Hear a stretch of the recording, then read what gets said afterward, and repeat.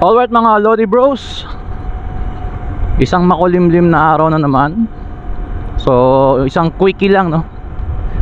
Quick vlog para sa mga goods and not so goods para sa akin dito sa ating Gravis V2.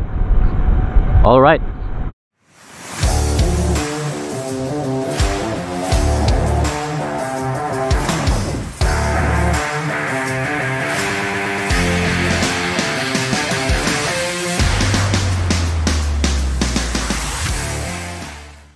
So dating gawi, pag-usapan natin ano ba yung mga bagay na nagustuhan ko, yung mga features na meron itong Gravis V2 na to na nagustuhan ko, and yung mga bagay naman na para sa akin medyo kinulang lang.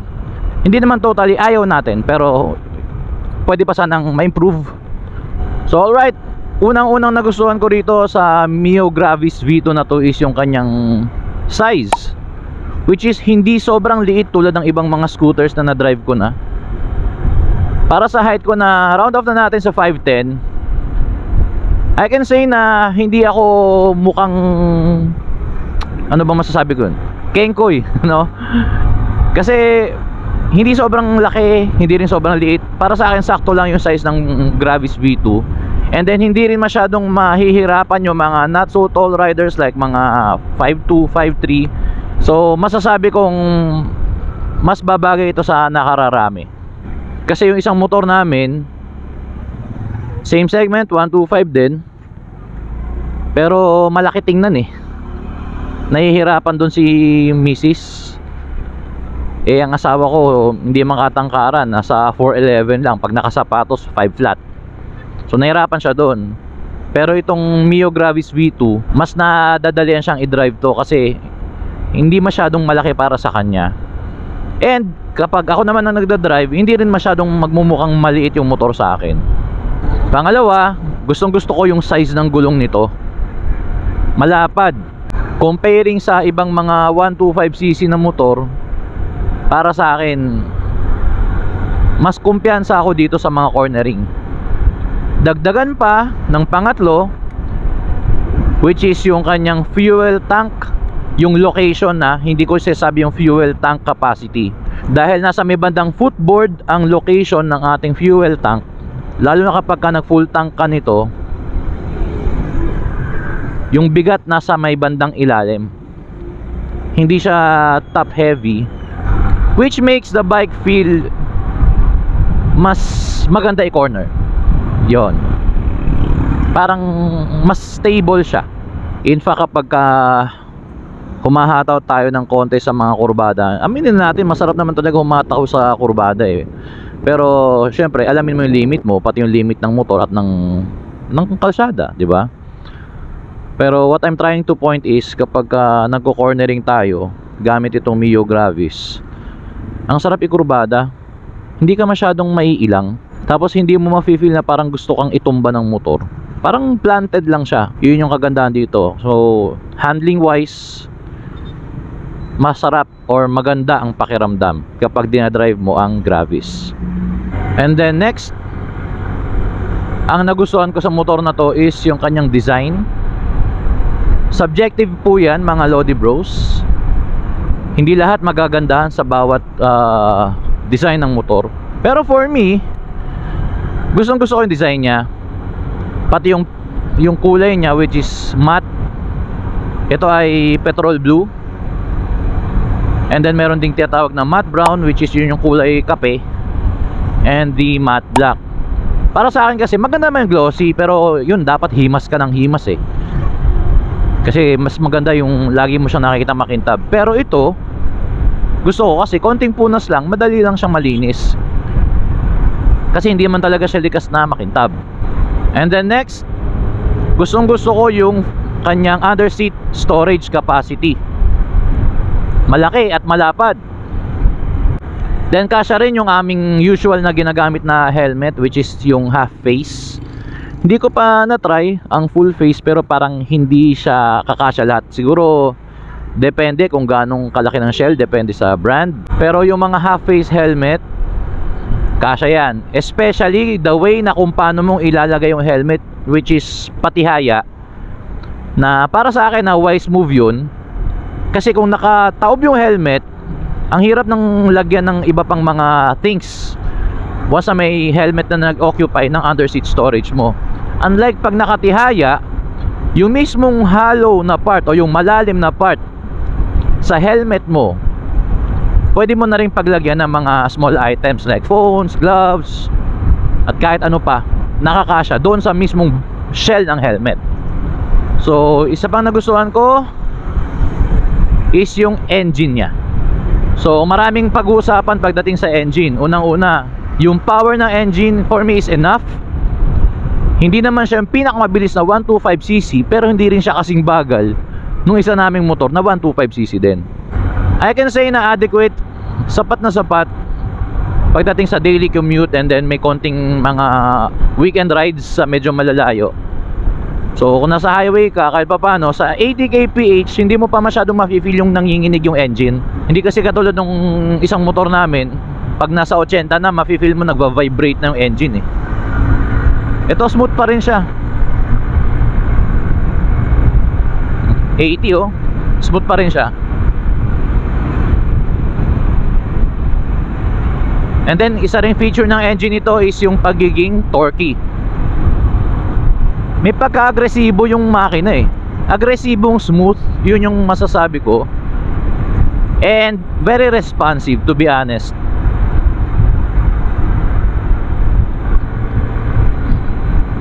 At dahil hindi masyadong mabigat ang motor na to, which is also gustong gusto ko,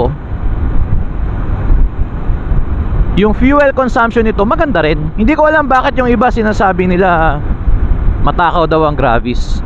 Gumawa ako ng actual fuel consumption test. So pwede nyo i-check yung video na yan.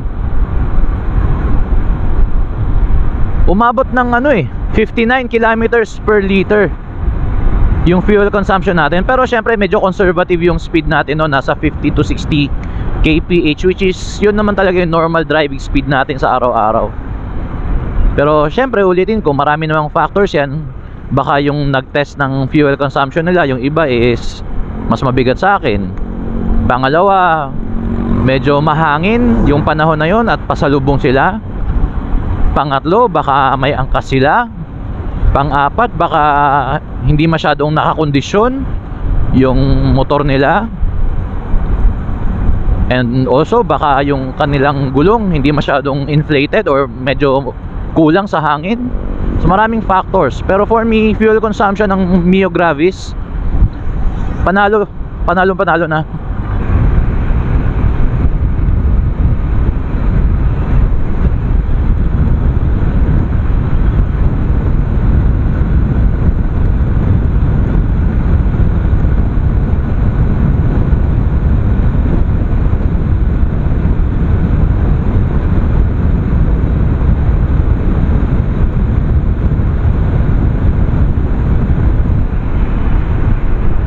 So yun yung sinasabi kong kagandahan sa motor na to. Kahit pa paano yung horsepower ito, masasabi nating sakto na. Nag top speed tayo ng 104 kph. Hindi na masama para sa kanyang displacement na 125 at sa kanyang bigat. So remember, I'm 85 kilos, pero kaya niyang mag-top ng 104. And smooth na smooth ang engine. Yun, sarap ikurbada ng motor. And also, syempre, ina-appreciate natin na ginawa ni Yamaha, meron ng lalagyan dito. Dati kasi yung version 1, wala, sabitan lang. So kung wala kang phone holder dito, tulad nito, naglagay ako, wala ka nang paglalagyan ng phone mo. At least dito meron kang parang bulsa, pwede mong paglagyan ng mga maliliit na gamit or items like wallet, cellphone, basahan, mineral water. Yung tipong kahit mag-maintain ka ng 80 to 85 kph, hindi mo ma-feel yung makina parang hirap na hirap. Hindi ka hindi ka magigilty. Kasi yung 85 kph jogging pa lang sa kanya yun. kahit 90. And syempre napakaganda rin ng feature na meron siyang silent starting system. Also, isa sa nagustuhan ko rito ay meron siyang charging port. Yan, yung charging port kasi mahalaga yan eh. Lalo na kapag sa mga panahon ngayon mahilig tayong gumamit ng gadgets, necessity na ang gadgets. Tapos yung stock side mirrors niya, for me, maganda din. Lagi ko na-appreciate yan, yung itsura. Hindi siya typical na parang paabilog lang or parang oblong lang yung design. Ito may pagka-pointed, tsaka mukha namang matibay. And kitang kita mo yung rear view mo. Oh, ganda talaga ng handling.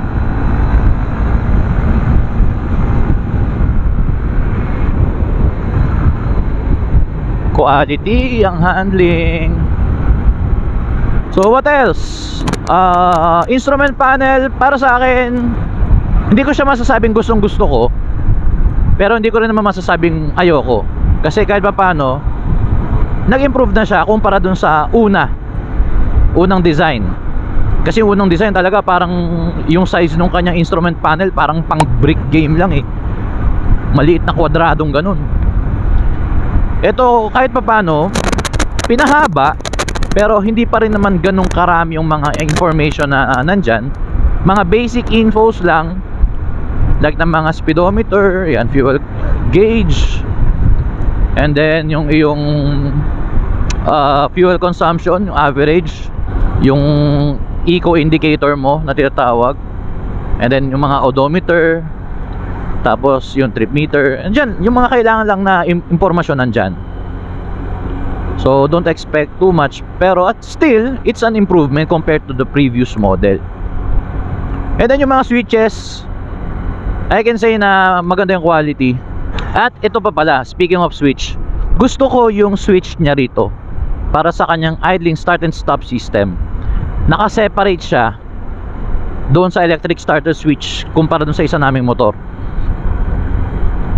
Kasi ito, pwede mong i-permanently naka-disengage. Kasi ako yung tipo ng rider na ayoko nang pag nakahinto ako sa mga traffic light,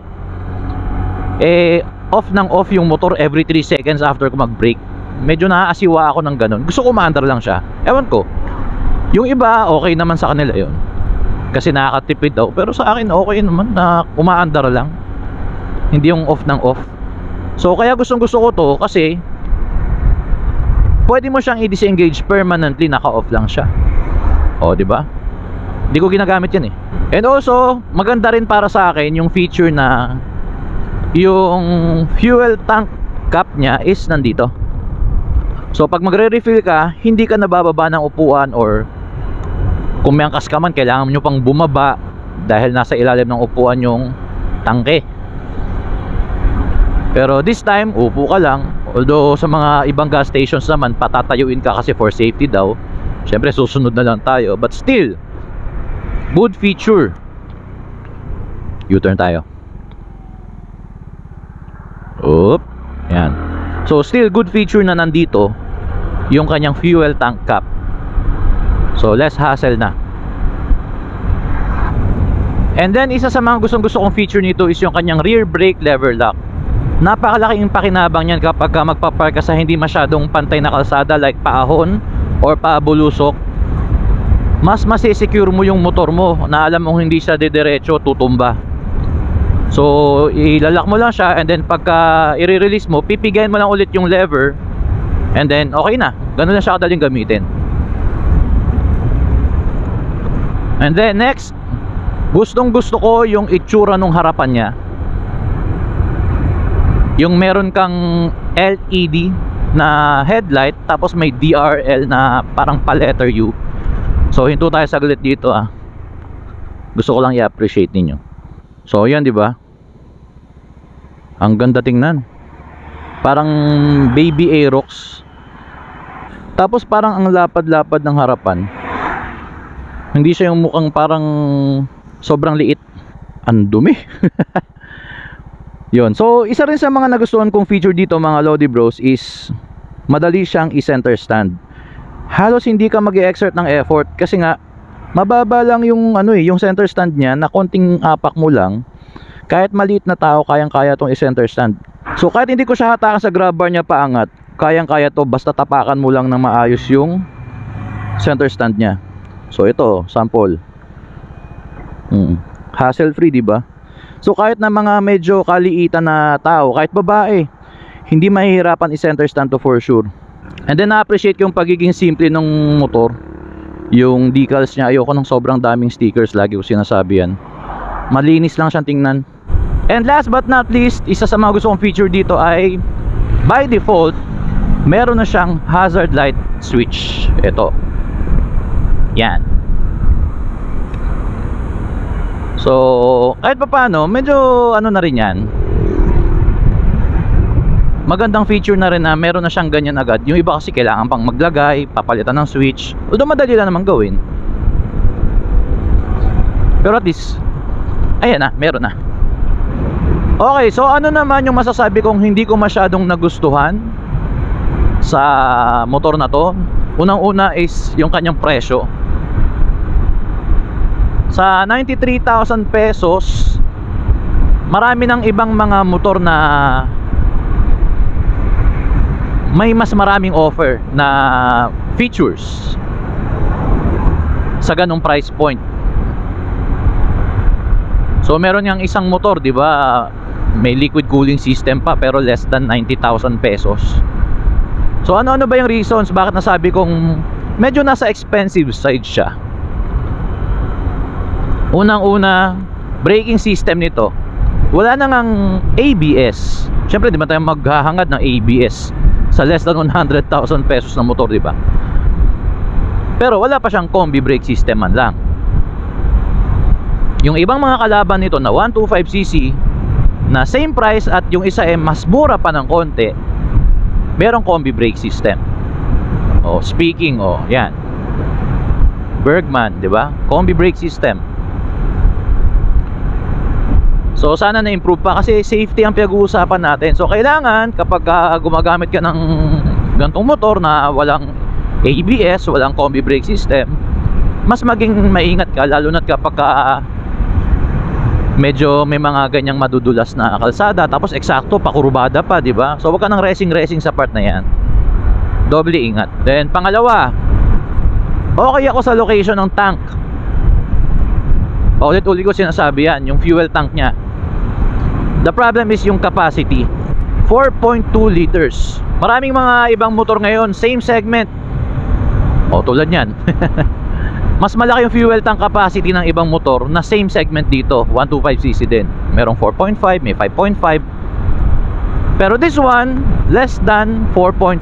So syempre, affected doon yung kanyang range, yung number of kilometers na mararating in one full tank. Alam naman natin, pwede naman tayo magpa-refuel, di ba? Marami namang gas stations. Pero alam mo yon, yung kahit pa paano, hindi kayong mayat-maya or mas madalas na bumabalik sa gas station. Next, eto pa. Yan, yung kanyang suspension. May katigasan talaga yung suspension nito, especially sa harap matagtag. Talagang konting, alam mo yun, konting alon lang sa kalsada, ramdam na ramdam mo. Tapos mga tao na may madaanan kang medyo masamang lubak, talagang parang sasabog yung katawan mo eh. Parang kasing tigas nito yung 2013 model namin na Honda Scoopy, yung sinauna pa na carburetor pa. So parang gano'n siya katigas. Yung pag dumaan ka sa lubak-lubak, parang kang kinakalog-kalog. Especially yung front suspension. So kailangan i-maintain mo yung tamang PSI, 25 sa harap, 33 sa likod, para mas maging smooth naman yung ride. So next, ano pa ba yung sana medyo in-improve pa nila? Para sa akin lang to hindi naman para sa lahat. Yung kanyang footboard or yung tinatawag natin gulay board, sana medyo nilaparan lang ng konti. Medyo na, or pinahabaan pala. Medyo nasisikipan ako para sa paa ko na size 11. Tapos yung container ng tubig na blue, tinry ko ring bumili, mag-refill ng water namin gamit ito. Masikip. Talagang umiipit yung container dun sa pagitan na yan. well, good enough na rin na meron naman tong floorboard kasi talaga namang malaking pakinabang yan sa araw-araw. Sana lang medyo nilakayan pa ng konti yung space. Pero syempre hindi naman lahat pare-pares ang problema ko, no? Yung iba naman kasi size 9 lang shoes, size 8, size 7, size 6. Okay na yun sa inyo. Yun lang, sa case ko nga, so 5'10 ako, may kalakihan yung shoes natin, medyo masikip lang ng konti, pero okay na rin, pwede na rin, masabi kong ganun. Pagdating naman sa seat comfort, masasabi kong sapat lang. Hindi ko sasabihing very uncomfortable siya, pero medyo may kanipisan yung kanyang upuan comparing to other scooters na available din sa market. So medyo masasabi kong nakakangalay siya ng konti, especially kapag ka almost 1 hour ka nang nagda-drive. So kailangan pahinga konti. After isang oras, at least 15 minutes break, and then larga na naman. So lilinawin ko lang hindi siya sobrang uncomfortable, pero merong ibang mga motor na mas komportable yung upuan kaysa dito. And then sa mga naghahanap ng liquid cooling system, sorry, hindi ito yun. Merong available sa market, mas mura ang SRP dito, pero merong liquid cooling system. And isa pa, wala siyang kick starter. So isa rin yun sa mga masasabi kong sana hindi nilang tinanggal. Kasi naalala ko yung version 1, nakapag vlog tayo nyan, may kick starter. Ito wala, hindi ko lang bakit na tinanggal. Para sa akin good feature yun. So I can say na itong motor na to, depende rin sa trip mo. Hindi kasi lahat ng features makukuha mo sa isang motor. So timbang-timbangin mo na lang din sa mga bagay na nabanggit ko for comparison. Bottom line dito mga Lodi Bros, depende na lang yan sa kung ano yung requirement mo, ano hinahanap mo sa motor. Kung okay lang sa'yo yung mga bagay na wala dito, tulad ng mga sinabi ko nga, pero dahil gusto mo ng scooter na masasabi mong hindi common or hindi laging nakikita sa kalsada paulit-ulit, kumbaga ayaw mo mag-follow sa crowd, medyo naiiba ka, muntikan ka na may arang na isisingit mo pa eh. So going back, boss siya oh. So going back, kung nagustuhan mong motor na to just because of the size and then medyo masasabi mong maiba ka, which is yun yung reason ko kung bakit binili namin to ng asawa ko, so go for it. Tsaka yung engine, masasabi ko talaga malakas din, matulin din siya. Basta lagi nyo tatandaan, walang perpektong motor sa bawat tao. Yung iba nga nagtataka meron siyang gantong motor, ZX-10R or R1, after ilang months or sabi mo ng years, ibebenta rin. Dumarating kasi sa point na na-outgrown mo na yung motor parang naghahanap ka na naman ng panibagong thrill. So wala talagang perfectong motor sa bawat tao. Basta kung bibili ka ng motor, isipin mo ano ba yung kailangan mo sa araw-araw, ano ba yung purpose mo. Kung gusto mong mabilis na motor, bumili ka ng motor na mataas yung horsepower. Kung gusto mo naman na matipid na motor, syempre huwag kang bibili ng mabilis na motor.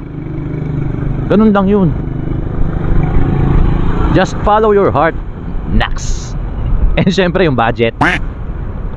So if you like this video, please don't forget to like, share, and subscribe. And shout out Supremacy International. So because of Supremacy International, nagkaroon kami ng motorcycle dahil sa kanilang motorcycle program. More than 14,000 motorcycle achievers na ang meron sa Supremacy International all over the Philippines.